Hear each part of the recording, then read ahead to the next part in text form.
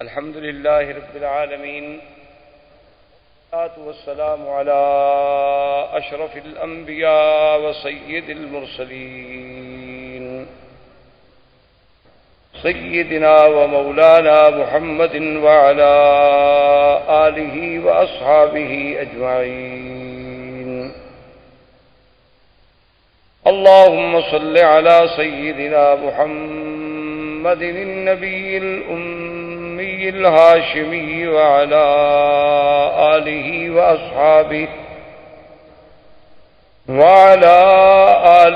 وأصحابه البررة الكرام، وعلى سائر الأنبياء والمرسلين والملائكة المقربين. أما بعد، فقد قال الله تبارك وتعالى في القرآن المجيد والفرقان الحميد: أعوذ بالله من الشيطان الرجيم، بسم الله الرحمن الرحيم. هو الذي بعث في الأميين رسولا منهم يتلو عليهم آياته ويزكيهم ويعلمهم الكتاب والحكمة وإن كانوا من قبل لفي ضلال مبين. قال النبي صلى الله عليه وسلم: أنا محمد وأنا أحمد وأنا الماهي الذي يمحو الله بي الكفر وأنا الحاشر الذي يحشر الناس على قدمي وأنا العاقب الذي ليس بعده نبي، أو كما قال النبي صلى الله عليه وسلم. صدق الله العلي العظيم، وصدق رسوله النبي الكريم، ونحن على ذلك لمن الشاهدين ومن الشاكرين، والحمد لله رب العالمين. برادران اسلام، آج کے درس میں سیرت رسول پاک صلی اللہ علیہ وسلم کے بارے میں کچھ باتیں عرض کرنی ہیں. حضور صلی اللہ علیہ وسلم کی سیرت طیبہ، حضور صلی اللہ علیہ وسلم کی حیات مبارکہ، حضور صلی اللہ علیہ وسلم کی بعثت، حضور صلی اللہ علیہ وسلم کی عالمگیریت، حضور صلی اللہ علیہ وسلم کے انس و جن کے لیے مبعوث ہونا، حضور صلی اللہ علیہ وسلم کی نبوت و رسالت تک قیامت تک کا جاری رہنا، یہ ساری چیزیں اور سارے پہلو اس کے متقاضی ہیں کہ جیسے خود اللہ نے قرآن میں فرمایا ہے کہ میرے نبی صلی اللہ علیہ وسلم کے آنے سے پہلے اس جزیرہ عرب کا اور عرب کے احوال کی کیا کیفیت، تو اس کا پس منظر جب تک ہمیں تھوڑا بہت معلوم نہ ہو تو پھر سیرت کا صحیح مقام جو ہے اس کے سمجھنے تک رسائی حاصل کرنا بہت مشکل ہوتا. اس لیے حضور صلی اللہ علیہ وسلم کی بعثت سے قبل احوال عرب کے بارے میں بہت دور اگر ہم جائیں تو بہت مشکل ہو جائے گا، لیکن زیادہ سے زیادہ اختصار کے ساتھ جتنی ہم پہلے ماحول کی، چونکہ قرآن پاک نے بطور خاص یہ فرمایا ہے کہ ہم نے آپ کو کہاں بھیجا. ایک تو فرمایا ہم نے آپ کو امیین میں بھیجا کہ جو بالکل پڑھنا لکھنا نہیں جانتے، جن کے پاس کوئی کتاب نہیں تھی. اور دوسری بات جو اللہ نے آخری آیت میں فرمائی اور بار بار فرمائی کہ وَإِن كَانُوا مِن قَبْلُ لَفِي ضَلَالٍ مُبِينٍ، کہ میرے مدنی صلی اللہ علیہ وسلم آپ کی بعثت سے قبل یہ پورا جزیرہ جو تھا ایک کھلی ہوئی گمراہیوں میں پڑا ہوا. تو اس کی تفاصیل میں اگر آپ جائیں تو آپ جانتے ہیں یا آپ نے سنا ہوگا یا پڑھا ہوگا انشاءاللہ، عرب جو ہے اصل میں یہ 3 قسم کہلائے جاتے ہیں. ایک عرب ہیں بائدہ، اور ایک عرب ہیں عاربہ، اور ایک عرب ہیں مستعربہ. یاد رکھیں عربوں کی 3 قسمیں ہیں تاریخ میں. ایک عرب بائدہ یعنی جو سب سے پہلے عرب زبان عربی بولنے والے، عربی جاننے والے. بائدہ کہتے ہیں کہ ہلاک ہو گئے، وہ قومیں جو مٹ گئیں اب جن کا نام و نشان بھی باقی نہیں ہے. اگر قرآن پاک ان کا ذکر نہ کرتا تو شاید ہم جانتے بھی نہ اور کوئی اس کا سرا بھی تلاش نہ کر سکتا. جیسے پہلی قومیں گزر گئی ہیں، قوم عاد ہے، قوم سمود ہے، قوم صالح ہے، قوم لوط ہے. یہ ساری قومیں آپ کو پتہ ہے کہ یہ مکہ مدینہ منورہ سے خیبر کے راستے میں، مدائن کے راستے میں، اور اسی طرح پھر آپ آگے چلے جائیں. قوم لوط جو تھی وہ آج جہاں اردن ہے، جس ملک کو آپ اردن کہتے ہیں، عمان کہتے ہیں، اسی جگہ وہ بحر میت کے نام سے آج بھی وہ جگہ معروف ہے. وہ وہی آباد تھے، ان کے قریہ صدوم جو تھا اسی جگہ تھے.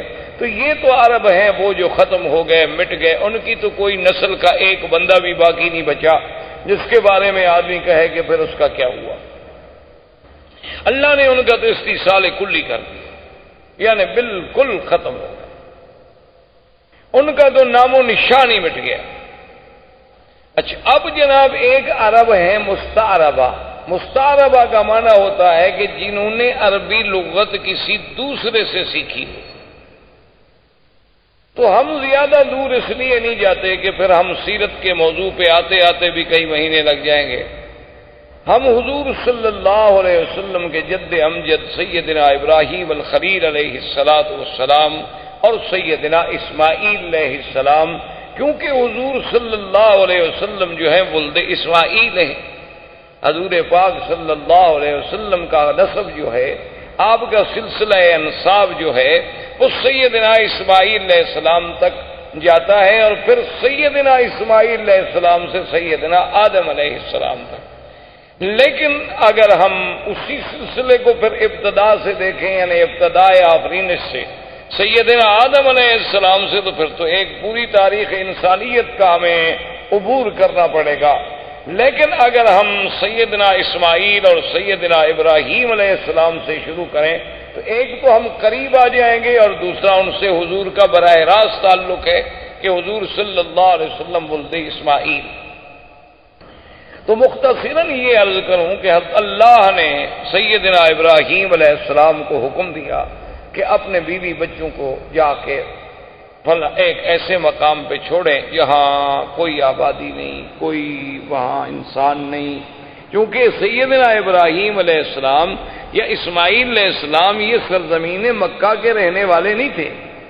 ان کا اصل جو ہے، ان کی اصل جو ہے وہ عراق اور اس کے بعد شام، فلسطین، شام، عراق، اس کے ان علاقوں میں آپ رہنے والے تھے. تو وہاں سے حضرت ابراہیم علیہ السلام آئے اللہ کے حکم پر. اپنی بیوی اور اپنے چھوٹے بچے، دودھ پیتے ہوئے بچے سیدنا اسماعیل علیہ السلام کو حکم خداوندی کے مطابق اسی مقام پہ چھوڑا جہاں اب چاہ زمزم ہے، جہاں یہ کنواں ہے زمزم کا.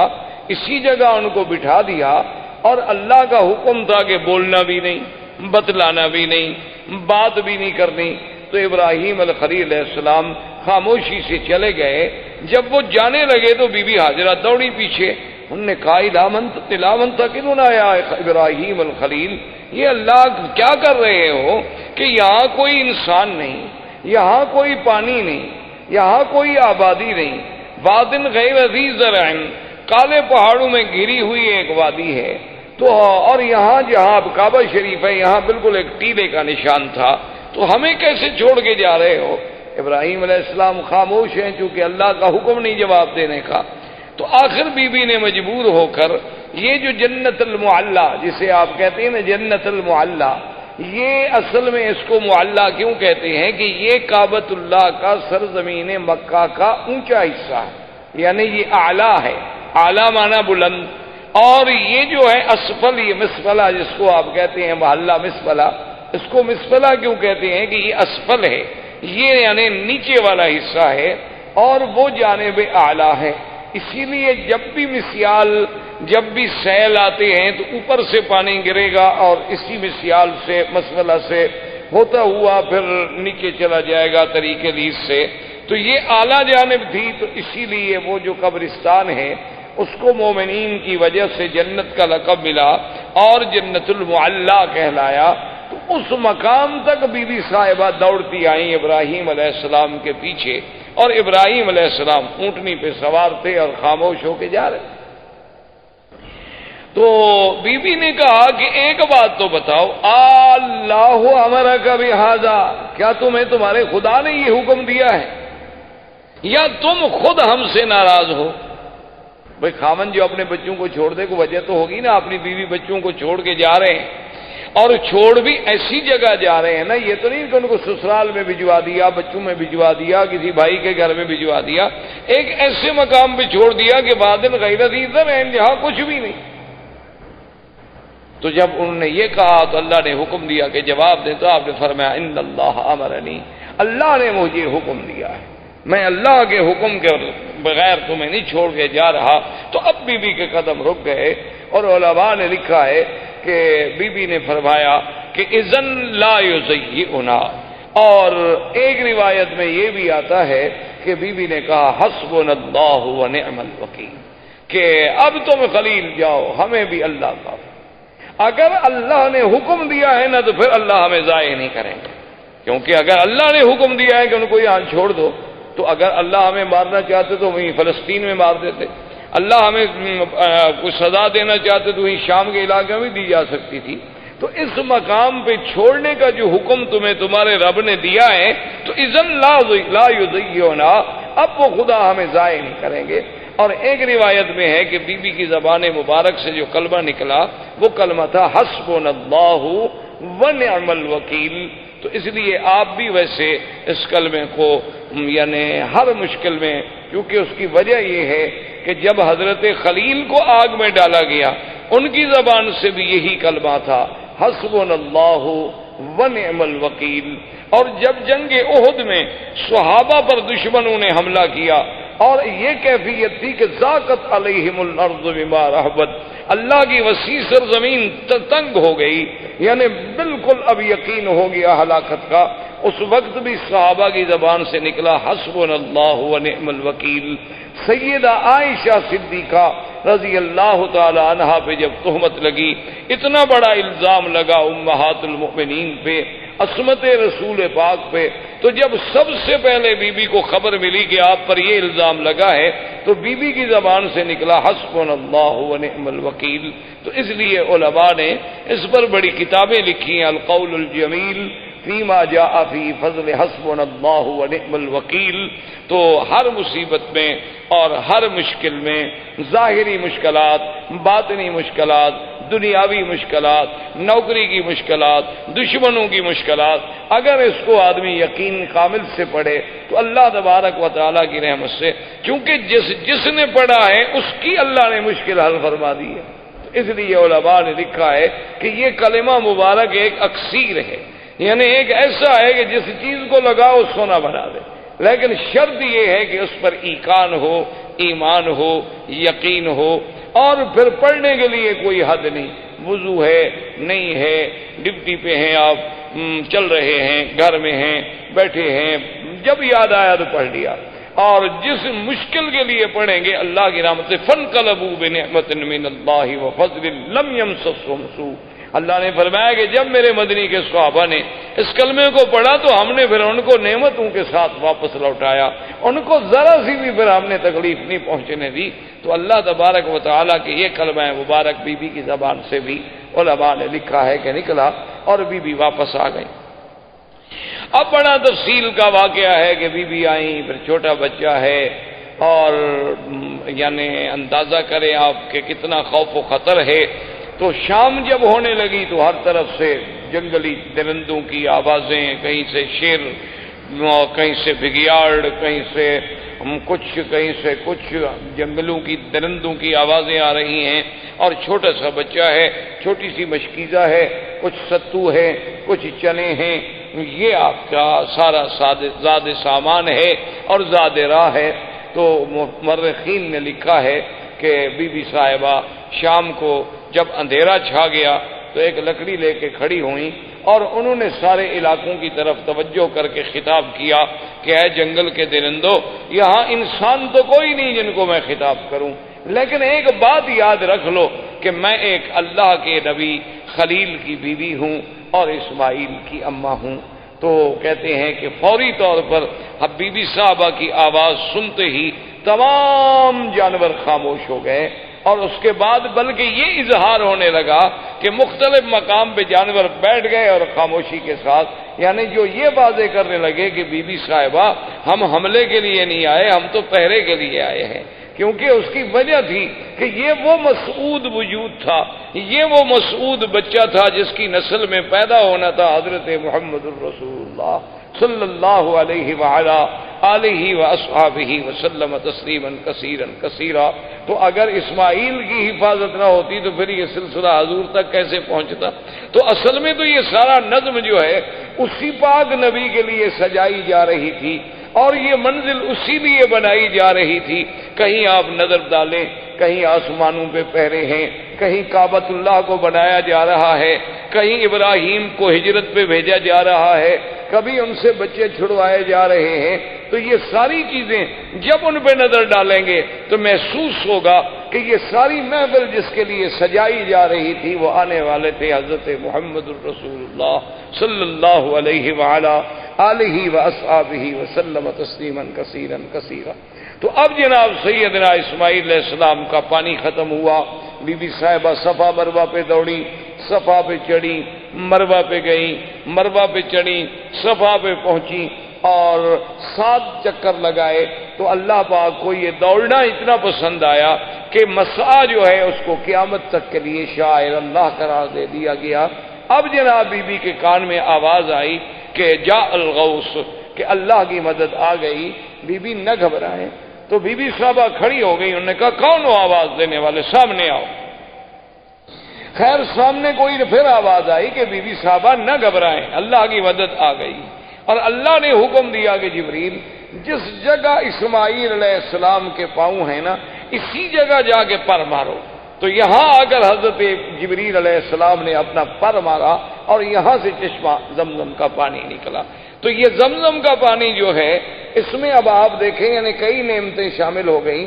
ایک تو یعنی جبریل علیہ السلام کا پر ہے، اور دوسرا اللہ کے نبی اسماعیل کے پاؤں ہیں، اور تیسرا اس میں ایک بڑی نعمت ملی ہے کہ حضور صلی اللہ علیہ وسلم نے آمنہ کے لال نے جب پیا تو آپ نے پینے کے بعد پانی بچا کے برتن میں ڈالا اور اپنا لعاب مبارک ڈالا، اور اس کے بعد حکم دیا کہ اس کو بھی زمزم میں ڈال دو، تاکہ وہ اسماعیل سے جو سلسلہ ہے نبوت کا جیسے زمزم ہے اسی طرح وہ سلسلہ بھی جڑ جائے کہ قیامت تک امت کو زمزم ملے کہ اللہ کے فرشتے کا پر ہو، میرے دادے کے پاؤں ہوں اور محمد مدنی کا لعاب ہو۔ اس لیے علماء نے لکھا ہے کہ زمزم کا پانی جو ہے وہ جنت کے پانی سے افضل ہے، حوض کوثر سے افضل ہے، یعنی جنت کی نہروں سے افضل ہے۔ انہوں نے کہا اس کی وجہ یہ ہے کہ جنت کی نہریں تو اللہ کے حکم سے پیدا ہو گئی نا، کن ہو جا بس ہو گئی، اور اسباب کی حد تک تو وہاں کوئی چیز ہی نہیں، حکم دیا گیا کہ جنت بن گئی، حکم دے دیا نہریں جاری ہو جائیں، ہو گئی۔ لیکن یہاں تو اسباب بھی ہیں کہ 2 نبی اکٹھے، ایک رسول نوری ہے جبریل، وہ بھی رسول ہے، قاصد ہے اللہ کا، اور ایک پیغمبر حضرت اسماعیل، اور تیسرے پیغمبر سیدنا محمد الرسول اللہ۔ تو ان سب چیزوں کے جمع ہونے سے زمزم کو جو فضیلت ملی وہ جنت کے پانی سے بھی زیادہ بڑھ گئی۔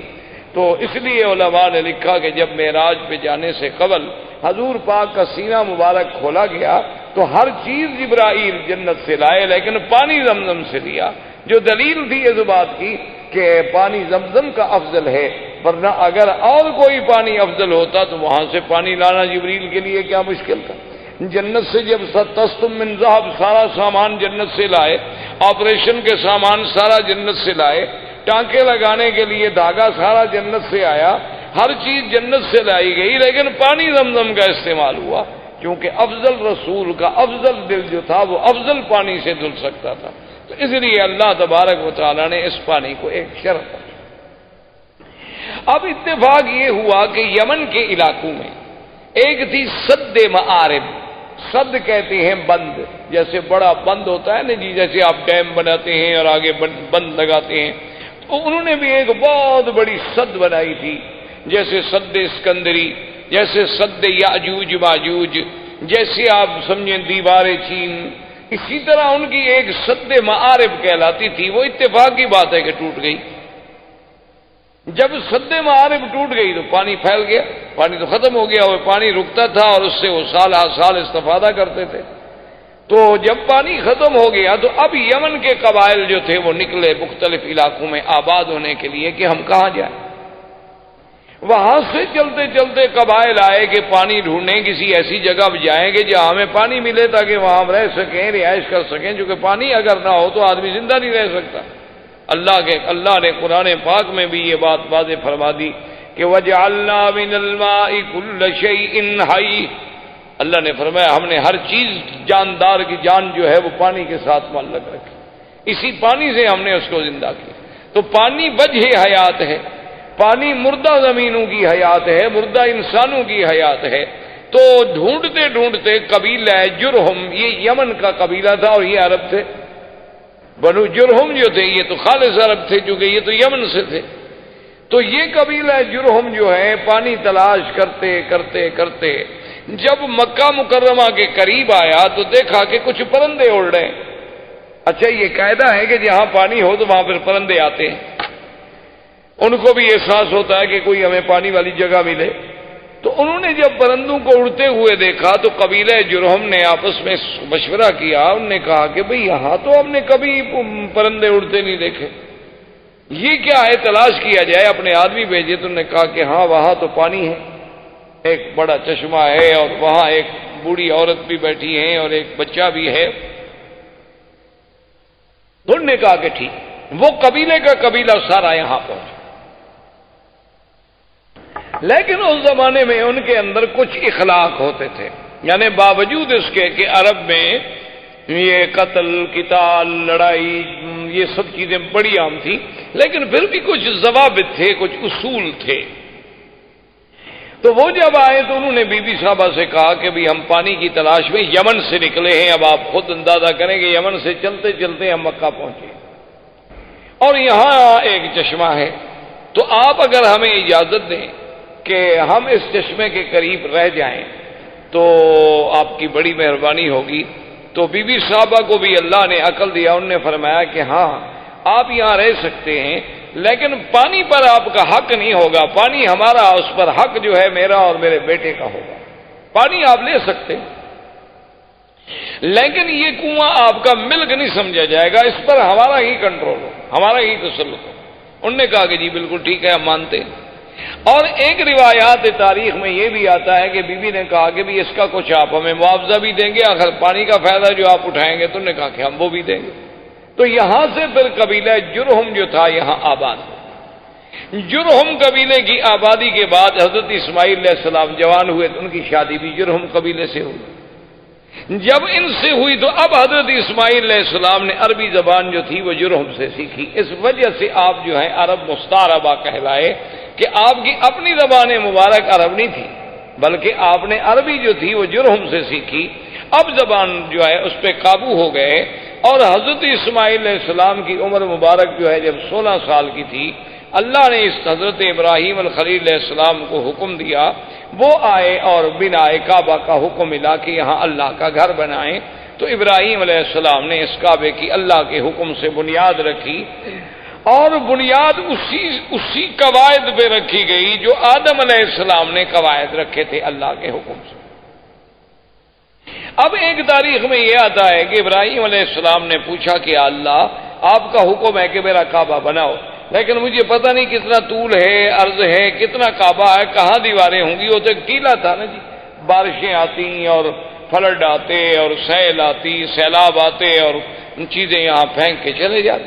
تو بنتے بنتے ایک بہت بڑا ٹیلا بن گیا۔ تو اللہ نے حکم دیا کہ ہم آسمان پر بادل کا ایک ٹکڑا بھیجتے ہیں، جہاں جہاں بادل کا سایہ ہو سمجھ لو کہ یہ جگہ کعبہ ہے، اور جہاں سایہ نہیں ہوگا تو وہ جگہ کعبہ نہیں، اسی جگہ تم نشان لگا لو۔ تو کعبۃ اللہ کے اوپر ایک سایہ ایسے جیسے سائبان کھڑا ہو جاتا ہے، یعنی وہ کھڑا ہو گیا، اور حضرت اسماعیل علیہ السلام، حضرت ابراہیم اور اسماعیل علیہ السلام نے نیچے کعبۃ اللہ کے نشان لگا۔ دیکھیں نا کہ آج 1400 سال کے بعد دنیا ترقی کرتی ہے نا جی، کہ جوی نقشہ، کہ بھئی ہم ہیلی کاپٹر پہ بیٹھ کے یا فضاؤں سے بیٹھ کے یا چھوٹے جہازوں پہ بیٹھ کے اوپر سے وہ کسی علاقے کا کسی شہر کا نقشہ بناتے ہیں، لیکن اللہ نے اپنے کعبے کے لیے تو 4000 سال پہلے سے نقشے کا انتظام فرما دیا کہ بھی اس کی پیمائش دیکھ رہی ہے، طول و عرض دیکھ رہا ہے، اور ان کے فوٹو تو غلطی بھی کر سکتے ہیں، لیکن وہ تو سایہ اتنا صحیح تھا کہ اس میں جب ابراہیم علیہ السلام نے کھودا تو نیچے ابراہیم حضرت آدم علیہ السلام کی بنیادیں مل گئی، تو اس پر وہ کعبۃ اللہ کی جو ہے وہ تعمیر۔ اب جو مقام ابراہیم ہے اس کے بارے میں دو چیزیں ملتی ہیں ہمیں تاریخ۔ ایک تو صحیح روایات جو ہیں وہ یہ ہیں کہ جب دیواریں اونچی ہو گئی تو اب ابراہیم علیہ السلام کے لیے مشکل تھا نا جی کہ اوپر پہاڑ پہ دیواروں پہ چٹانوں پہ کیسے پہنچائیں، کیسے پتھر کیسے لگائیں، نیچے والے تو اٹھا اٹھا کے رکھ دیے نا جی، لیکن جب جگہ اونچی ہو گئی تو ضرورت تھی نا کہ کوئی ایسی چیز ہو جو ہمیں اوپر لے جائے۔ اب اس کے لیے ضرورت یہ تھی کہ درخت کاٹے جائیں، لکڑیاں کاٹی جائیں، پھٹے بنائے جائیں، ان کو باندھا جائے اور کھڑے ہونے کا ذریعہ بنے۔ تو اللہ نے حکم دیا کہ ابراہیم الخلیل یہاں ایک پتھر ہے، اس پتھر پہ تم کھڑے ہو جاؤ، اور یہ تمہارے حکم کے ہم نے تابع کر دیا ہے، اس کو آپ حکم دیں گے یہ اونچا ہو جائے گا، اور حکم دیں گے تو خود بخود یہ نیچے چلا جائے۔ یعنی آپ دیکھیں نا آج کرینوں کے جو تصور ہیں، مشینری کے جو تصور ہیں کہ آپ کے بٹن سے ضرورت کے مطابق اوپر ہوں گی نیچے ہوں گی، لیکن اللہ تبارک و تعالیٰ کی کمال قدرت دیکھیں اور انبیاء کے معجزات دیکھیں کہ نہ تو کوئی مشینری لگائی گئی، نہ وہاں کوئی موٹر لگائی گئی، نہ کوئی بجلی کا انتظام کیا گیا، بس پتھر کو حکم دے دیا کہ جو میرا نبی کہتا ہے مانو، پتھر تابع ہو گیا، بات ختم ہو گئی۔ اللہ تبارک و تعالیٰ چاہے تو داؤد علیہ السلام کے پتھر تابع کر دیں، اللہ چاہے تو ابراہیم علیہ السلام کے تابع کر دیں، تو ابراہیم علیہ السلام کھڑے ہو جاتے، پتھر اوپر ہو جاتا، پھر نیچے ہو جاتا، اور اس پر حضرت ابراہیم علیہ السلام کے قدموں کے نشان پڑ گئے۔ ویسے آپ کو بھی کبھی دھوکہ ضرور لگا ہوگا، آپ جب دیکھتے ہوں گے مقام ابراہیم کے پتھر کے بھئی اتنا چھوٹا پاؤں اور اندر کیسے پورا چلا گیا، یہ پورا اندر نہیں تھا، یہ تو اصل میں یہ ہے کہ یوں پتھر تھا نا، تو آپ نے جب پاؤں رکھا تو پاؤں کا نشان لگ گیا اندر تھوڑا سا، یہ بعد میں تو ہم نے چوم چوم کے چاٹ کے الحمدللہ اس کو نیچے پہنچایا۔ یہ ہماری اپنی مہربانیاں ہیں، یعنی باقی جو ہم نے محنت کی ہے نا، جو روزانہ ہاتھ جو لگاتے رہے ماشاءاللہ، جیسے حضرت سلمان فارسی رضی اللہ تعالیٰ عنہ کے باغ میں جو کھجوریں تھیں تو ہمارے حاجیوں نے ماشاءاللہ ان کو سینے لگا لگا کے کھجور آدھی ختم ہو گئی، اور نتیجہ یہ نکلا کہ آخر وہ کھجوریں بوسیدہ ہو گئیں اور وہ گر گئیں۔ تو ہماری قوم تو ان چیزوں کی ماشاءاللہ بہت ماہر ہے، اللہ تبارک و تعالیٰ کی مہربانی ہے کہ وہ جناب اس نے جو ہاتھ لگانا شروع کیا اور یوں چاٹنا شروع کیا، دیکھا نہیں کہ کڑے جن میں غلاف کعبہ باندھا جاتے ہیں ان کو ہر 2 سال کے بعد بدلنا پڑتا ہے، یہ اس کو بھی پکڑ کے ہلا رہے رہتے ہیں اور وہ بھی گھس جاتے ہیں وہاں، کیونکہ ہر وقت جو ایک آدمی نے پکڑا ہوا ہو تو کیا کرے آدمی۔ تو بہرحال تو مقام ابراہیم اس پتھر کا نام۔ اچھا اللہ کی شان دیکھیں، یہ مقام ابراہیم جہاں اب ہے یہاں نہیں تھا، یہ مقام ابراہیم جو ہے بالکل کعبۃ اللہ کی دیوار کے ساتھ تھا، کیونکہ یہ تو تعمیر میں کام لگایا گیا نا جی، اور تعمیر کے بعد وہیں اس کو چھوڑ دیا گیا، اس کو دور لانے کی تو کوئی وجہ ہی نہیں تھی۔ اب بھی آپ نے دیکھا ہوگا کعبۃ اللہ کے دروازے کے پاس اگر آپ دیکھیں نا تو بنیادوں پر ایسے پتھروں کے تھوڑے تھوڑے نشان ہیں، دراصل یہ وہ مقام ہے جہاں جبریل علیہ السلام نے کھڑے ہو کر حضور کو نماز پڑھائی، یہ مقام امامت جبریل علیہ السلام ہے۔ کعبۃ اللہ کا دروازہ جہاں ختم ہوتا ہے تو نیچے آپ ذرا بنیاد پر نظر ڈالیں تو وہاں آپ کو ایسے 4-5 ٹکڑے پتھروں کے عجیب عجیب سے لگے ہوئے نظر آئیں گے اس کی بنیاد میں۔ تو یہ وہ جگہ ہے جہاں سیدنا آقا انعامدار سرکار دو عالم صلی اللہ علیہ وسلم کو جبریل نے نمازیں پڑھائیں، 5 اول وقت میں اور 5 آخر وقت میں، تو یہ بھی وہ نشان جو تھا رکھا گیا۔ اچھا اسی کے ساتھ اب تو مطاف مبارک کو ٹھیک کیا گیا، پہلے آپ نے دیکھا ہوگا چھوٹا سا ایک نشان لگتا تھا کہ جیسے یہاں کچھ جگہ نیچی ہے، تو تو یہ وہ جگہ تھی جہاں کعبۃ اللہ کے لیے مٹی اور گارا بنایا جاتا تھا کعبۃ اللہ کی دیواروں کو لگانے کے لیے. تو یہ وہ مقام تھا جہاں سیدنا ابراہیم علیہ السلام نے مٹی بنائی اور اس کا پانی ڈالا تاکہ پتھروں کو جمانے کے لیے اس مٹی سے فائدہ اٹھایا جا سکے. اچھا، اب خدا کی شان ہے کہ جہاں کا موجودہ حالت میں مقام ابراہیم ہے، اس کی وجہ یہ ہوئی کہ ایک دفعہ سیل آئی بڑی زبردست، سیل، فلڈ، سیلاب، وہ آیا اور وہ مقام ابراہیم کو بہا کے لے گیا، یعنی اتنا دور کر دیا اس پتھر. تو اب صحابہ اکٹھے ہوئے کہ بھی اس کا کیا حل کیا جائے، اس کو وہاں لے جائیں جہاں اپنے اصل مقام پہ تھا، یا اس مقام ابراہیم کے حجر ابراہیم کو ہم یہاں رہنے دیں، اب یہاں پہنچ گیا. تو صحابہ نے مشورہ کیا بھی وہاں لے جانے سے کعبۃ اللہ کے طواف کرنے والوں کو رکاوٹ بنے گی، کیونکہ وہ دیوار سے تھوڑے فاصلے پر تھا. اگر یہاں دور ہو گیا تو اچھی بات ہے، کافی درمیان میں فاصلہ ہے. اس وقت تو تصور اتنے لوگوں کا ہوتا تھا نا جی. یہ تو بعد میں الحمدللہ اللہم زد فزد کہ ہر سال اللہ کی رحمت سے عدد جو ہے بڑھتا جا رہا ہے اور انشاءاللہ قیامت تک بڑھتا چلا جائے گا. تو اس جگہ تو صحابہ کا مشورہ یہ طے ہو گیا کہ اب اس کو نہ چھیڑو، اب اس کو اسی جگہ رہنے دو، ورنہ ہر دور میں جو بھی آئے گا اس کو تبدیل کرے گا. کوئی کہے گا یہاں کر دو، کوئی کہے گا یہاں لگا دو، یا اللہ نے پہنچا دیا اسی جگہ رہے. لیکن آپ حیران ہوں گے، حکمت دیکھیں خدا کی. آج بھی ہمیں تواریخ سابقہ، تاریخ عالم کو جب آپ کھولیں تو ان میں یہ باتیں ملتی ہیں کہ بعین ہی اسی جگہ ابراہیم علیہ السلام جب کعبۃ اللہ بنا رہے تھے نا، تو یہاں کھڑے ہو کر دیوار کو دیکھتے تھے کہ دیوار سیدھی ہے کہ نہیں، کیونکہ ان کے پاس کوئی آلات تو تھے نہیں اور نہ پہلے زندگی میں کبھی عمارت بنائی تھی. وہ تو اللہ کا حکم تھا نا کہ تعمیر کر دو. تو یہی جگہ تھی، وہ پتھر سے اتر کے آتے نا، جیسے آپ مکان بنا رہے ہو تھوڑا دور کھڑے ہوں گے نا دیوار کے قریب، تو آپ نہیں کھڑے ہوں گے. وہ آگے دیکھتے بھی دیوار ٹھیک ہے، پتھر ٹھیک ہے، کوئی پتھر آگے کوئی پتھر پیچھے تو نہیں. تو اللہ کو بھی وہی جگہ منظور تھی کہ سیلاب بھی آیا تو اس پتھر کو اسی جگہ لے آیا، ورنہ وہ چاہتا تو یہاں سے دور لے جاتا. لیکن اللہ تبارک و تعالیٰ کی شان ہے، تو وہ دونوں مقام ابراہیم بن گئے. واتخذوا من مقام ابراہیم مصلی، ایک تو اس سے مراد وہ پتھر اور ایک اس سے مراد وہ مقام جہاں ابراہیم علیہ السلام کھڑے ہو کے کعبۃ اللہ کی عمارت کو دیکھا کرتے تھے. تو اللہ تبارک و تعالی نے اس جگہ کو بھی یعنی اتنی بڑی عظمت بخشی، اتنی بڑی شان بخشی کہ وہ قیامت تک کے لیے قرآن میں آیا اور مصلی خلیل، مصلی حبیب سیدنا محمد الرسول اللہ صلی اللہ علیہ وسلم جو ہے بن گیا. اب یہ سیدنا ابراہیم علیہ السلام نے کعبہ بنایا، اللہ نے ندا کا حکم دیا کہ کعبہ بن گیا ہے، لوگوں کو حج کے لیے پکارو. تو اس ندا میں بھی اقوال ہے. بعض علماء فرماتی ہیں اسی حجر ابراہیم پہ کھڑے ہو کے ابراہیم علیہ السلام نے ندا دی. بعض علماء فرماتی ہیں کہ جبل ابی قبیس، یہ جو پہلا جس قریب پہاڑ ہے نا جس پہ محلات ہیں، یہ پہاڑ ابی قبیس جی، اور اللہ کی شان ہے کعبۃ اللہ اول بیت، یہ دنیا میں سب سے پہلا گھر، اور ابی قبیس اول جبل وضع فی الارض، یہ دنیا کے پہاڑوں میں سب سے پہلا پہاڑ ہے جو زمین پہ رکھا گیا. تو ابھی قبیس پہ کھڑے ہوئے. اور ایک روایت میں ہے کہ حضرت ابراہیم علیہ السلام عرفات میں جا کے عرفات کی پہاڑی پہ کھڑے ہو کے آپ نے ندا دی. ایک روایت یہ بھی آتی ہے. تو وہاں سے اللہ نے ان کی ندا کو پوری دنیا میں کائنات میں پہنچا دیا. تو اب ابراہیم علیہ السلام تشریف لے گئے، حضرت اسماعیل علیہ السلام یہاں رہے، حضرت اسماعیل علیہ السلام کی شادیاں ہوئیں.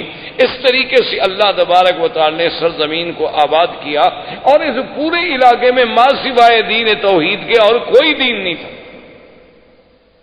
یعنی سب لوگ جو تھے وہ ملت ابراہیم، سب لوگ جو تھے وہ دین ابراہیم پہ تھے، اور کوئی شرک نہیں، کوئی بے دینی نہیں، کوئی احداث نہیں، کیونکہ ان علاقوں کو تو دین ملا ہے. اسی وجہ، یہی تو وجہ تھی نا کہ ہر آدمی یہ کہتا تھا کہ میں ملت ابراہیم پہ ہوں. یہودیوں کا بھی دعویٰ کہ ہم ملت ابراہیم پہ، نصرانیوں کا دعویٰ کہ ہم ملت ابراہیم، مشرکین مکہ کا دعویٰ کہ ہم ملت ابراہیم پہ. آخر اللہ نے ارشاد فرمایا ما کان ابراہیم یہودیا ولا نصرانیا ولکن کان حنیفا مسلما. وما كان من المشركين۔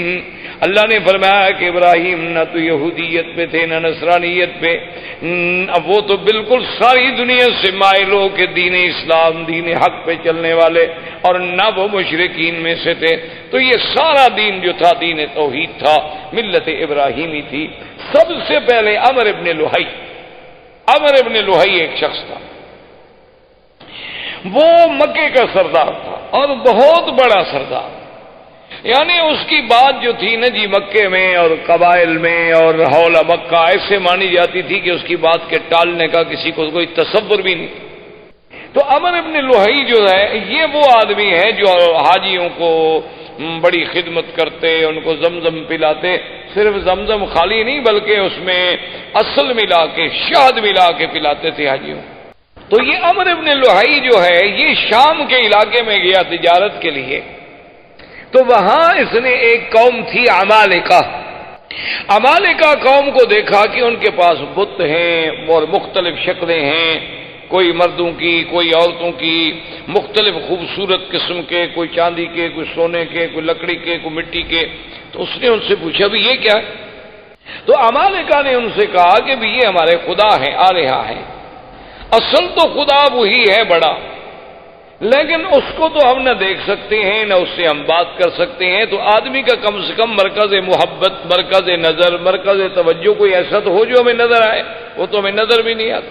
تو اس لیے یہ چھوٹے چھوٹے خدا ہیں، جب ہم مشکل میں ہوتے ہیں تو ہم آ کر ان کو پوجتے ہیں، ان کی عبادت کرتے ہیں، اور پھر ان کی عبادت سے جن کی یہ تصویریں ہیں، تماثیل ہیں، وہ ہم سے خوش ہوتے ہیں، وہ اللہ میاں کو کہہ دیتے ہیں تو ہمارا کام ہو جاتا ہے۔ تو یہ اصل میں چھوٹے چھوٹے ہم نے آلہہ بنا رکھے ہیں اپنے اپنے تصورات کے مطابق۔ اصل میں وہ آلہہ کی ابتدا جو ہے یعنی وہاں عمالقہ میں کہاں سے آئی؟ نوح علیہ السلام کے زمانے سے، اس وقت سے بت پرستی چلی آ رہی تھی۔ اور وہ بت پرستی کیسے آئی تھی کہ جب کوئی اللہ والا فوت ہو گیا تو اس کے پہلے فوٹو بنائے گئے، محبت کے لیے گھر میں رکھا گیا، پھر آہستہ آہستہ اس پہ پھولوں کے ہار لٹکائے گئے، پھر پرنام کیا گیا اور آخر میں سجدے شروع ہو گئے۔ ابتدا وہاں سے شروع۔ تو اس طرح عمالقہ میں یہ بھی بت پرستی داخل ہو گئی۔ تو عمر ابن لوہی کے دماغ میں پتہ نہیں کیا آئی کہ ایک نئی چیز ہے، تو اس نے کہا اچھا بھی ایک دو بت مجھے بھی دو تاکہ میں ان کو مکے میں لے جاؤں اور ہم بھی ادھر کعبۃ اللہ میں رکھیں گے۔ تو سب سے پہلا بت جو عمر ابن لوہی لے کے آیا وہ حبل تھا، اس کا نام تھا حبل۔ وہ جب لے کے آیا حبل کو یہاں رکھا اور سارے مکے والوں کو بلایا کہ بھئی یہ تو ہمیں خدا مل گیا ہے، ایسے پہلے تو ہم خالی گھر میں عبادت کر رہے تھے، خدا تو نہیں تھا، تو اب سب اس کی عبادت کیا کریں۔ تو لوگوں نے اس کی عبادت کرنی شروع کی۔ اس نے باقی قبائل کو بلایا، پھر ہر قبیلے کے لیے خدا بنتا چلا گیا، کو بنو ثقیف کا، کو بنو حذیل کا، کو بنو خزاعہ کا، کو قریش کا، کو بنو ہاشم کا، سب خدا بناتے گئے۔ اور پھر اس نے لوگوں سے یہ بھی کہہ دیا، اس نے کہا کہ دیکھو یہ بت تو بناؤ، خدا تو بناؤ، لیکن یہ شرط ہے کہ مٹی ہمارے اس شہر کی ہو، یعنی پتھر یہاں سے لو، مٹی بھی یہاں سے لو، پھر اس سے بناؤ، ہر مٹی سے نہ بناؤ، کیونکہ یہ تو اللہ کے گھر کی مٹی ہے نا، یہ تو مبارک مٹی ہے۔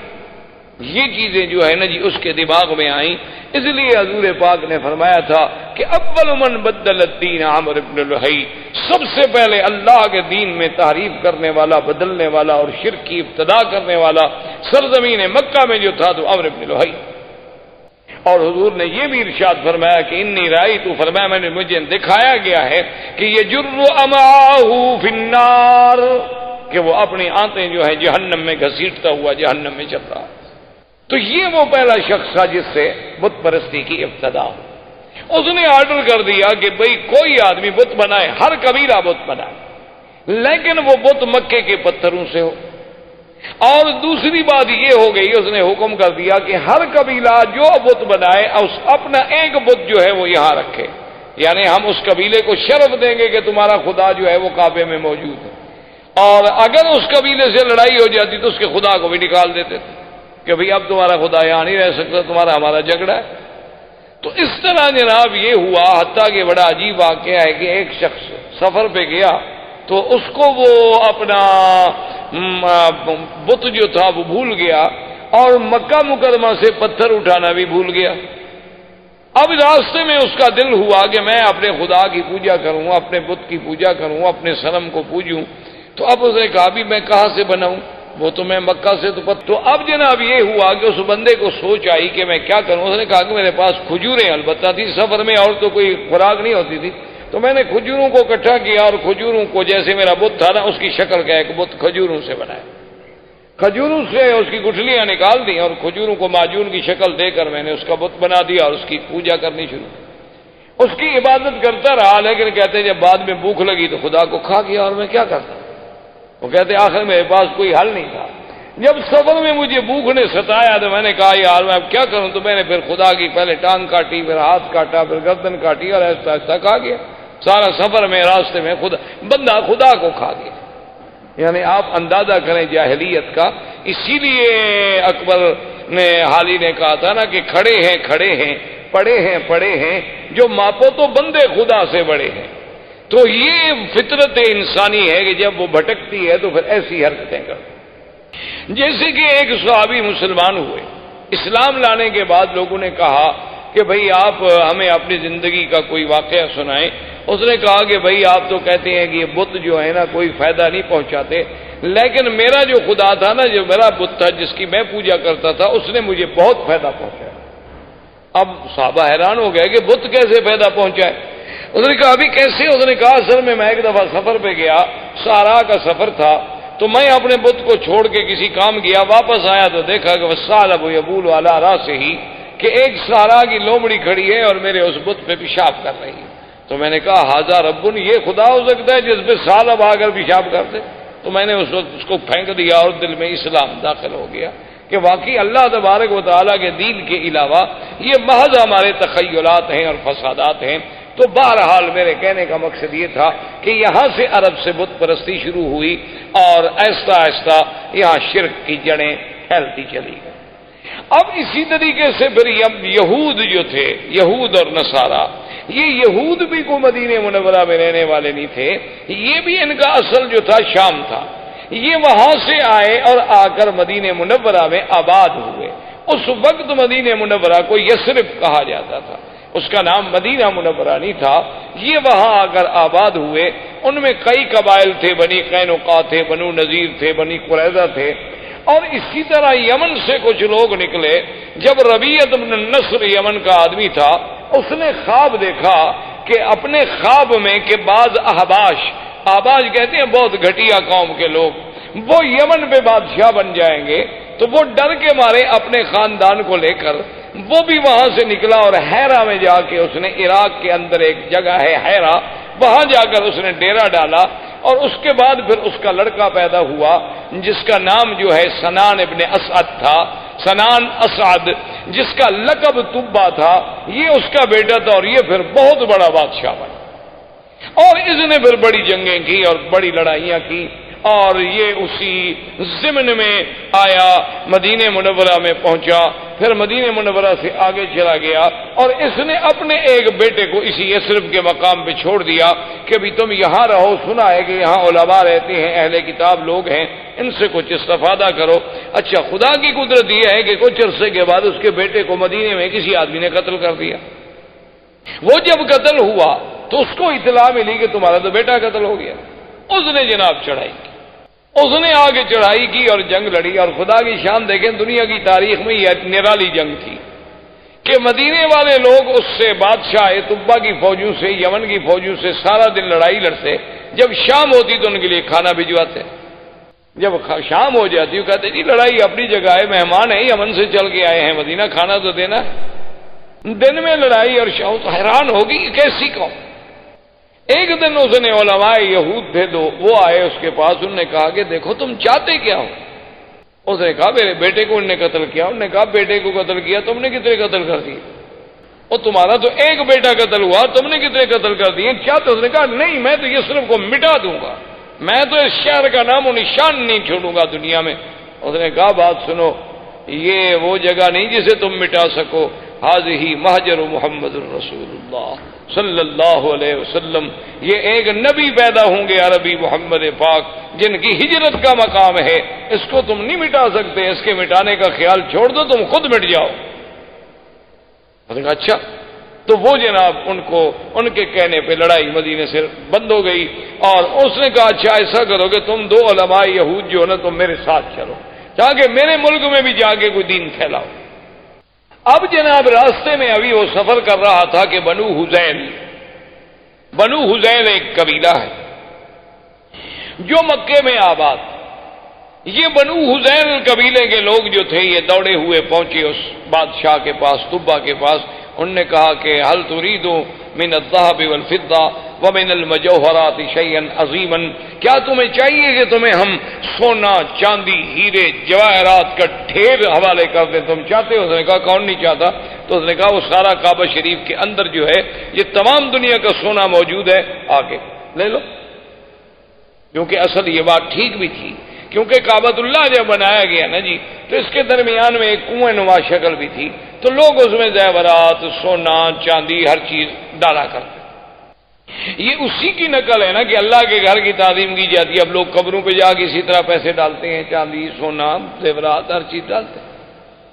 تو بہرحال یہ ہے کہ اس نے قابل کو ٹھیک، اور اس نے فیصلہ کر لیا کہ کعبۃ اللہ کو جا کے گرا دو، اور وہاں جو خزانے دفن ہیں وہ سارے خزانے نکال کے میں یمن چلے جاؤں۔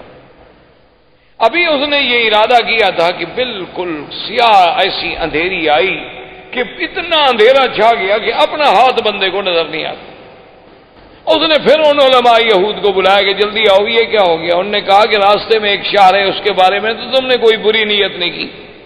انہوں نے کہا ہاں بالکل، یہ بنو حذیل کے لوگ آئے ہیں، وہ کہتے ہیں کہ وہاں کعبے میں بہت بڑا خزانہ دفن ہے، میں جا کے کعبے کو گراؤں گا۔ اس نے کہا تم کعبے کو نہیں گرا سکتے، وہ اللہ کا گھر ہے، وہ بنائے ابراہیم ہے، تم فوراً توبہ کرو اور چل کے کعبے کا طواف کرو۔ اس نے کہا طواف تو خیر میں نہیں جانتا، چلو پھر میں ویسے تعظیم کرتا ہوں، احتراماً میں چلا جاؤں گا، لیکن میں گراؤں گا نہیں، اب میں نے توبہ کر لی۔ اس نے توبہ کر لی کعبۃ اللہ کے نہ گرانے کی۔ رات کو خواب میں دیکھا کہ میں کعبۃ اللہ پہ غلاف چڑھا رہا ہوں۔ تو اس نے علماء یہود سے کہا کہ انہوں نے کہا چلو تعظیم کا یہ بھی ایک طریقہ ہے کہ اس کعبۃ اللہ پہ تم غلاف چڑھاؤ۔ تو سب سے پہلا غلاف چڑھانے والا وہ طبہ تھا، حسنان ابن سعد۔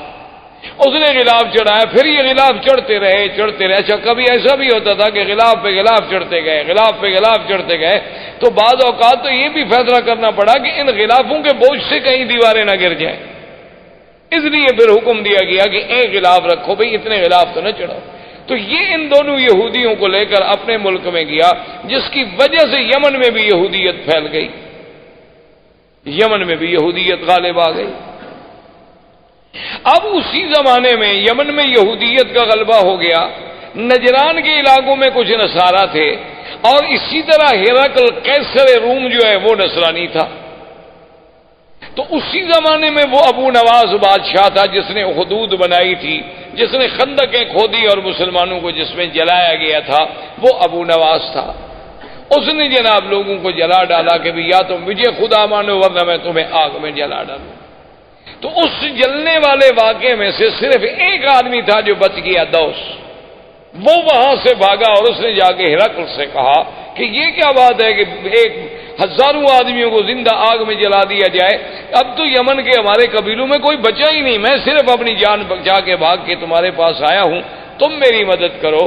تو ہرقل نے قیصر روم، اس وقت اس کا لقب تھا قیصر، دو سپر پاور تھیں اس زمانے میں، ایک فارس اور ایک قیصر، ایک روم، یہ دو سپر پاوریں تھیں۔ تو یہ سارے علاقے جو تھے نا جی، المانیہ سے لے کر یمن تک، یہ ان کے تسلط میں تھے، اور یہ فارس کا ماورا النہر اور ترکمنستان اور یہ ساری جو اب آپ کی ریاستیں آزاد، یہ ساری کی ساری فارس کے قبضے میں تھیں۔ تو یہ دونوں طاقتیں تھیں۔ تو قیصر روم نے حکم دیا حبشہ کے بادشاہ نجاشی کو کہ 70,000 کی فوج لے کر فوراً تم اس پہ حملہ کرو جس نے اتنے لوگوں کو آگ میں ڈالا اور جلا ڈالا ہے۔ تو نجاشی آیا۔ نجاشی کے بعد اس کے گورنروں میں دو آدمی تھے، ایک کا نام فریاد تھا اور ایک کا نام ابرہہ۔ اس طرح یہ دین نصرانیت اور دین یہودیت جو ہے ان علاقوں میں پھیلتا چلا گیا۔ یہاں عمر بن لوہی کی وجہ سے بت پرستی شروع ہو گئی، مشرکین مکہ آ گئے، اور ماہوالی جو تھے اس میں یہودیت اور نصرانیت کی بیج ڈال دیے گئے۔ اسلام جو تھا اصل اور ملت ابراہیم کا جو اصل تصور تھا وہ ختم ہو گیا۔ اب جناب یہ ہوا کہ آہستہ آہستہ ابرہا اور اریات اس کے درمیان میں بھی جنگ ہوئی۔ تو انہوں نے پھر ایک فیصلہ کیا، انہوں نے کہا دیکھو بات یہ ہے کہ تمہاری فوج اور ہماری فوج تو ایک ہے نا، ہم تو ایک نسل کے لوگ ہیں، ابھی تم بھی اسی بادشاہ کے گورنر تھے، میں بھی اسی بادشاہ کا گورنر، فوج ایک، جنگ اور قبیلہ ایک، انسان وہی، سب احباش ہیں ہمارے۔ اگر تمہاری فوج ماری گئی تو احباش مارے گئے، میری ماری گئی تو احباش مارے گئے، ہم فوجوں کو کیوں ماریں؟ ہم ایسا کیوں نہ کریں کہ ہم دونوں آپس میں لڑیں، جو مر گیا، جو بچ گیا وہ حاکم بن جائے۔ تو ابرہا اور فریاد نے آپس میں جنگ لڑی۔ تو فریاد نے ایک تلوار کا بھرپور وار کیا جس سے ابرہا کا ناک کٹا، جس کی وجہ سے ابرہۃ الاشرم، کہ وہ ناک کٹا ابرہا، اس وجہ سے اس کا لقب پڑا، اس کی ناک کٹی، اس نے جو بھرپور وار کیا تو فریاد مارا گیا، لہذا ابرہا بن گیا۔ اب ابرہا جب بن گیا تو اس نے، اب بادشاہ کیسر کو پتہ چلا کہ ان لوگوں نے کیا کیا، میں نے ان کو کہا کہ دشمنوں پہ حملہ کرو، یہ آپس میں لڑ رہے ہیں، اور اس نے میرے اپنے گورنر اریاد کو قتل کر دیا، بڑا بدبخت ہے ابرہا۔ اس نے قسم کھا لی، اس نے کہا کہ واللہ مجھے خدا کی قسم ہے میں اتنا بڑا لشکر لے کے جاؤں گا کہ اسی یمن کی مٹی میں اس کو مٹی کر دوں گا اور اس کے بالوں میں مٹی ڈالوں گا اور اس کو میں یمن کے اندر ہی جا کے سزا دوں گا۔ تو فوری طور پر جب ابرہا کو پتہ چلا کہ کیسر روم حملہ کرنے والا ہے تو آدمی بڑا چالاک تھا، اس نے فوراً سر پہ اسرا پھروا دیا اور یمن کی مٹی جو تھی وہ بھی ایک برتن میں بھر کے قاصد بھیجے بادشاہ روم کے پاس کہ جناب میں تو آپ کا غلام ہوں، آپ چونکہ قسم کھا بیٹھے ہیں نا تو لہذا میرے بال بھی حاضر ہیں، یمن کی مٹی بھی حاضر ہے، اس میں میرے بال ڈال دو، قسم تمہاری پوری ہو گئی، خدا کے لیے مجھ پہ حملہ کیوں کرتے ہو؟ بادشاہ بھی خوش ہو گئے، اس نے کہا ٹھیک ہے، جب ایک آدمی اتنا نیاز مندی پہ آ جائے، جب اتنا اس نے کر دیا کہ اپنے بال کٹوا دیے، بال کٹانے کا معنی تو یہ ہوتا ہے نا کہ گردن پیش کرنی، ورنہ اللہ میاں کو احرام میں یا حج میں یا عمرے میں بالوں کی کیا ضرورت ہے؟ مقصد تو یہ ہے کہ ہم نے سر اللہ کے حکم پہ جھکا دی کہ اپنی محبوب ترین چیز جو ہے بندے نے پیش کر دی، قربان کر دی۔ اب جناب جب یہ ہو گیا تو اب ابرہا نے اسے خوش کرنے کے لیے انہوں نے کہا کہ جناب گزارش یہ ہے کہ سرزمین عرب میں ایک کعبہ ہے تو ہم یہاں اپنا کعبہ کیوں نہ بنائیں؟ تو وہاں اس نے ایک کعبہ بنایا جس کا نام قلیس، اور اس کعبے کو اتنا جناب اس نے بنایا تعمیری طور پہ، اور اس کے بعد اس نے کیسر روم سے کہا کہ پوری دنیا میں اعلان کریں کہ اس کعبے کا حج کریں، اعلان ہو گیا۔ ایک قبیلہ تھا نسیع، عرب کا ایک قبیلہ تھا نسیع۔ نسیع کا معنی ہوتا ہے کسی چیز کو پیچھے کرنا۔ اچھا یہ قبیلہ جو تھا نا یہ حرم کے بڑے مجاور تھے اور حرم کے بڑے خادم تھے، اور یہ مکہ اور طائف کے قریب درمیان میں یہاں ان کا قبیلہ آباد تھا۔ اصل میں ان کو نسیع کیوں کہا جاتا تھا کہ 4 مہینے ہیں نا جن میں جنگ اللہ نے حرام کر دی تھی، اربعۃ حرم۔ اچھا وہ 4 مہینے کون سے تھے؟ رجب، اچھا اس کے بعد پھر ذی القعدہ، ذی الحجہ اور محرم۔ اچھا یہ 3 مہینے اکٹھے ہیں، ذی القعدہ، ذی الحجہ، محرم، رجب اکیلا ہے۔ اب جناب جب یہ اتنی مدت ہو جائے عربوں کو لڑائی نہ ہو، تو عرب تو بغیر لڑائی کے رہ نہیں سکتے تھے نا، یہ تو قومیں ایسی تھی کہ بس ہر وقت لڑنا ہے۔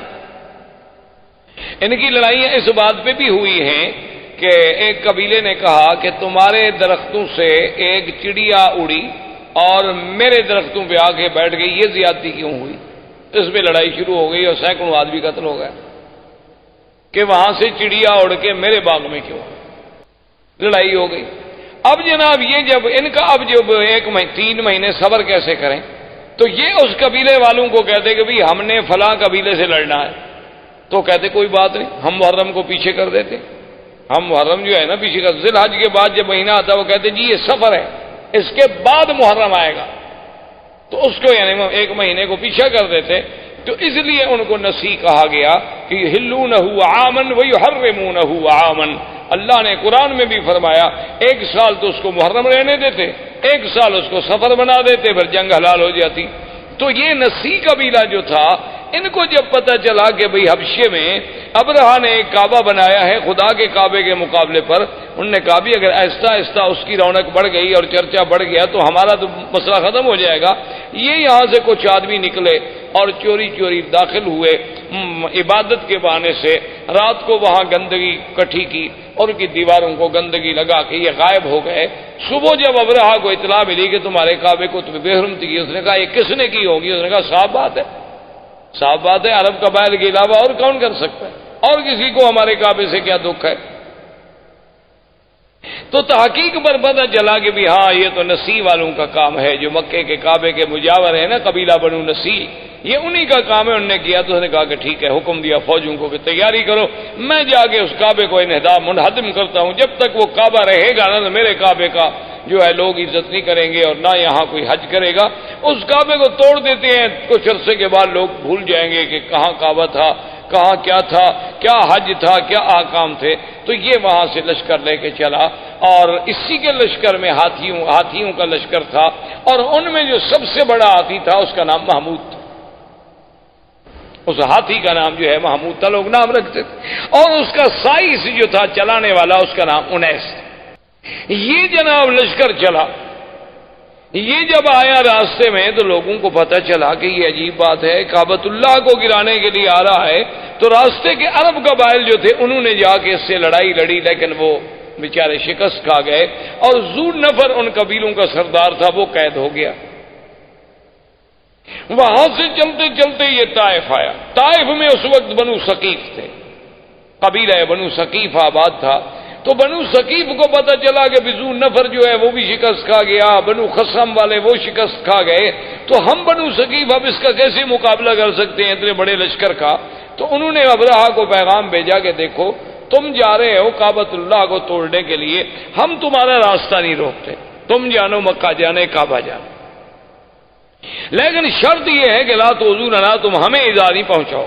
اس نے کہا بالکل ٹھیک، لیکن اس نے کہا کہ اپنی شرافت اور صداقت کی کوئی نشانی، کوئی دلیل تو دو نا کہ تم پکے ہو، ایسا تو نہیں کہ میں ادھر جاؤں اور تم پیچھے سے حملہ کر دو، کیونکہ بنو ثقیف بھی بڑی مشہور لڑاکی قوم تھی اور خاص طور پہ تیر انداز تھی۔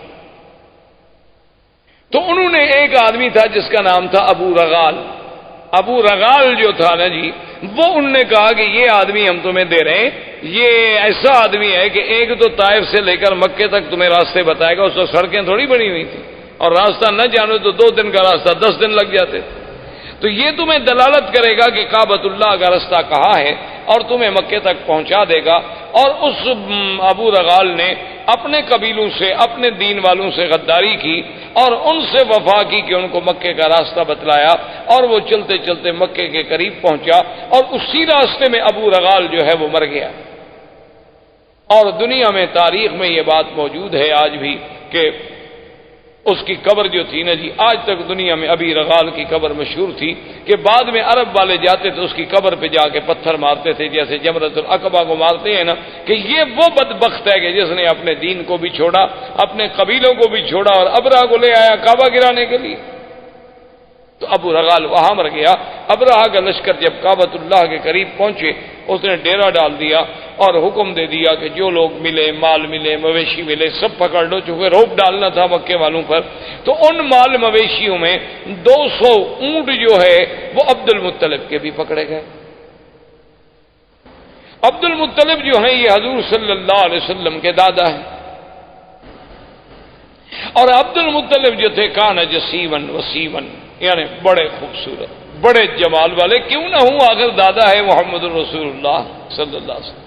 انہیں پتہ چلا کہ جناب آپ کے 200 اونٹ پکڑ لیے ابرہہ نے، تو وہاں پہنچے، اور انہیں پتہ چلا کہ ذو نفر جو ہے ہمارے قبیلہ عرب کا قید میں ہے، تو ذو نفر کو ملے کہ بھئی تمہارا کوئی تعلق ہے؟ اس نے کہا میرا تعلق ہوتا تو میں قید ہوتا، البتہ میں یہ کر سکتا ہوں کہ جو ہاتھی چلانے والا انیس ہے، سائس، اس زمانے میں ہاتھی کا جو سائز ہوتا تھا نا اس کو بڑا تقرب ہوتا تھا، جو وہ بادشاہ کے قریب بیٹھتا تھا، بادشاہ کا ہودج جو ہے سب سے بڑے ہاتھی پہ ہوتا تھا، تو میں انیس کو کہہ دیتا ہوں، کیونکہ راستے میں چاہے میں قید میں رہا لیکن ہماری کچھ دوستی ہو گئی آپس میں۔ تو اس نے انیس کو سفارش کی۔ انیس نے ابرہہ سے کہا کہ عبد المطلب سردار جو ہے مکے کا ملنے آیا ہے، تو اس نے کہا ٹھیک ہے۔ جب عبد المطلب داخل ہوئے تو کہتے ہیں ابرہہ پہ اتنا روب پڑا، اتنا ان کا دبدبا اور جلال تھا کہ اس نے کہا کہ تخت پہ برابر بٹھاؤں تو پھر تو بات شاید نہ بنے، خود تخت سے نیچے اتر آیا اور استقبال کیا، اور خود بھی نیچے بیٹھ گیا اور عبد المطلب کو بھی اپنے برابر بٹھایا۔ اتنا روب آ گیا اس کے دل پر کہ یہ کون ایسا خوبصورت جمال والا آدمی۔ اور پھر عبد المطلب جیسا فصیح آدمی، بولنے والا آدمی، اس نے کہا جی آپ حکم دیں، آپ کیسے آئے؟ انہوں نے کہا جی کوئی مسئلہ نہیں ایسا، مسئلہ صرف اتنا ہے کہ میرے 200 اونٹ جو ہیں وہ آپ کے لوگوں نے، آپ کی فوجیوں نے پکڑے ہیں، وہ آپ مجھے چھوڑ۔ تو ابرہہ ہنسنے لگا۔ تو اس نے کہا کیا بات ہے؟ اس نے کہا کہ عبد المطلب دیکھو جب تم آئے نا تو میرے دل میں تمہاری بڑی عزت، بڑی عظمت تھی، میں نے کہا یہ تو سردار اس قسم کے تو میں نے آج دیکھے ہیں، لیکن جب تم نے بات کی نا تمہاری عزت ساری ختم ہو۔ عبد المطلب نے کہا بولے ماذا، کیوں؟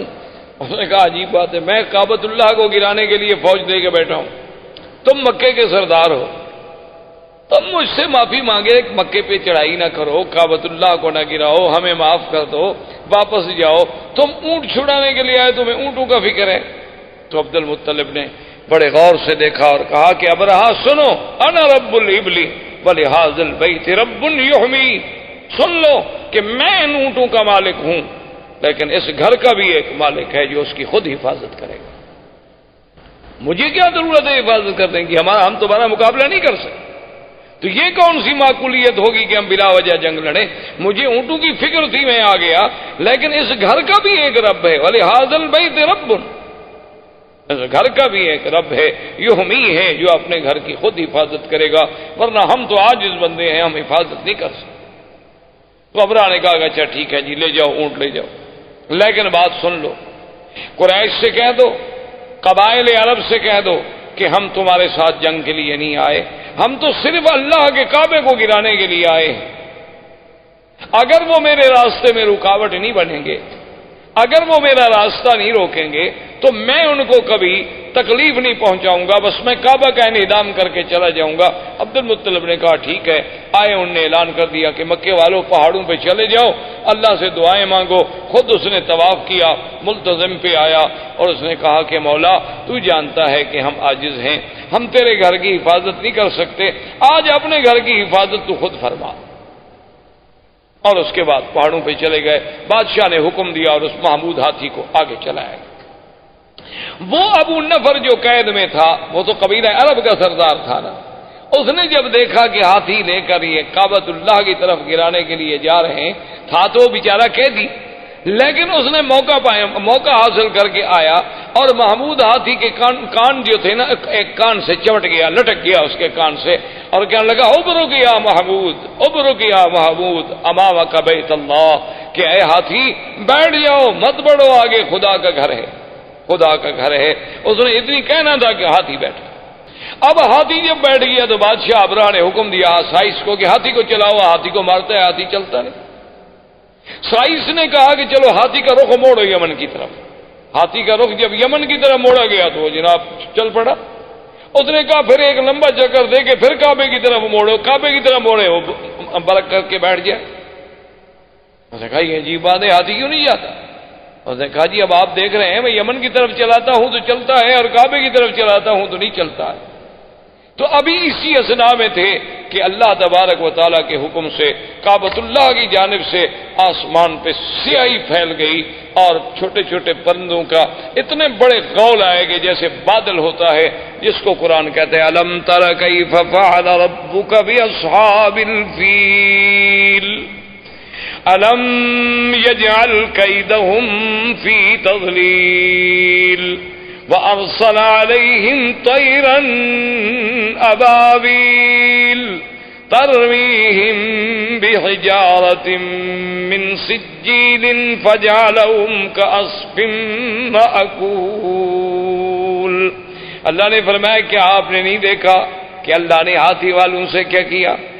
اللہ نے کیسے ان کی قید، ان کے مکر، ان کے چالاکی، ان کے دھوکے کو اللہ تبارک و تعالیٰ نے کیسے مٹا ڈالا، اور کیسے فرمایا کہ پرندے بھیجے، اور پرندے بھی چھوٹے سے، اور ہر پرندے کے پاس 3 چھوٹے چھوٹے پتھر کے دانے ہیں، یعنی ایک پنجے میں، ایک دوسرا پنجے میں، ایک چونچ میں۔ اللہ نے حکم دیا کہ بس ان کو تم گراؤ، یہ ایٹم کے ذرے بن جائیں گے۔ فَجَعَلَهُمْ كَعَصْفٍ مَّأْكُولٍ، ایسے ہو گئے کہ جیسے گھاس چرا ہوا، گھاس دیکھا نا جیسے روندا ہوا ہو، گھاس جانور چبا چبا کے پھینک دے اور پاؤں کے تلے رونٹ ڈالے۔ بعض کہتے ہیں کہ جس پہ وہ آیا بیماری ہوئی اور گوشت گلنے لگ گیا، گرنے لگ گئے، مرتے مرتے ابرہہ مر گیا۔ تو یہ وہ سال ہے جس میں ولد فیہ رسول اللہ صلی صلی اللہ علیہ وسلم، جس میں میرے مدنی محمد مصطفیٰ صلی اللہ علیہ وسلم پیدا ہوئے۔ کیونکہ عرب کے پاس کیلنڈر نہیں تھا، تقویم نہیں تھی، تاریخ نہیں تھی، وہ بڑے بڑے حوادث کو یاد کرتے تھے کہ یہ واقعہ کب ہوا، یہ واقعہ کب ہوا۔